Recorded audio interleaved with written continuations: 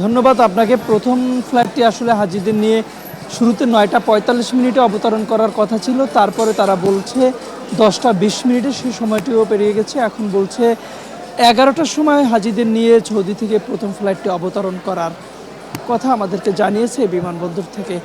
তবে কেন বিলম্ব হচ্ছে এর কোনো তারা ব্যাখ্যা আমরা এখনও পাইনি। তবে তারা বলছে যে ১০টা ২০ মিনিটে যে ফ্লাইটটি অবতরণ করার কথা ছিল সেটি ১১টার সময় এই বিমানবন্দরে অবতরণ করবে হাজিদের নিয়ে। তারপরে যে প্রক্রিয়া আছে সেই প্রক্রিয়া সম্পন্ন করে হয়তো আরও ১ ঘন্টা সময়ের পরে তারা এখান থেকে বের হতে পারবে।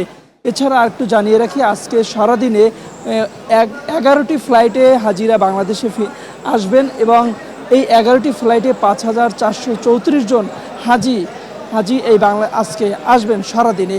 সর্বশেষ ফ্লাইটটি আসবেন অর্থাৎ পহেলা জুনে সর্বশেষ ফ্লাইটটি সৌদি আরব থেকে বাংলাদেশে আসবেন, এমনটি জানিয়েছে ধর্ম মন্ত্রণালয় থেকে।